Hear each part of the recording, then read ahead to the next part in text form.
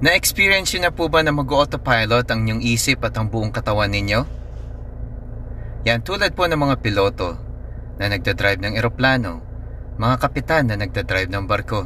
Sila din po ay gumagamit ng autopilot kapag alam nila na safe na po ang dadaanan nila. Gusto ko lang pong i-share sa inyo kung ano po nangyari sa akin kanina umaga. Yan, habang nagdadrive po ako papuntang work, bigla po akong kumana doon sa kanto namin, which is papunta po ako doon sa lumang train station. Pero hindi ko po namalayan ito habang nagdadrive ako, basta gumalaw na lang po ang isip ko at ang buong katawan ko. Namalayan ko po ito nung malapit na po ako sa train station at bigla po ako napatanong sa sarili ko, bakit ako nandito? Which is meron naman pong bagong train station na nag-open malapit sa amin. Only 5 minutes driving away from home. So ito pong lumang station na to, 12 to 15 minutes away from home.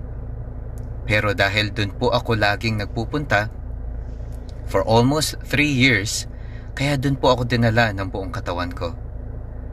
Yan, tulad din po sa atin. Si Lord ang ating driver. Hayaan lang din po natin siya na mag-autopilot ng buhay natin.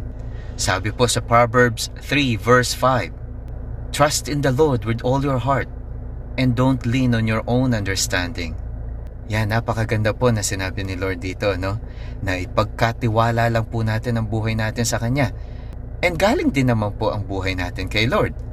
Kaya siya rin po ang may karapatan na kumuha nito, gumamit nito, papasukin po natin siya sa buhay natin at hayaan po natin siyang mag-autopilot. Maraming salamat po and God bless.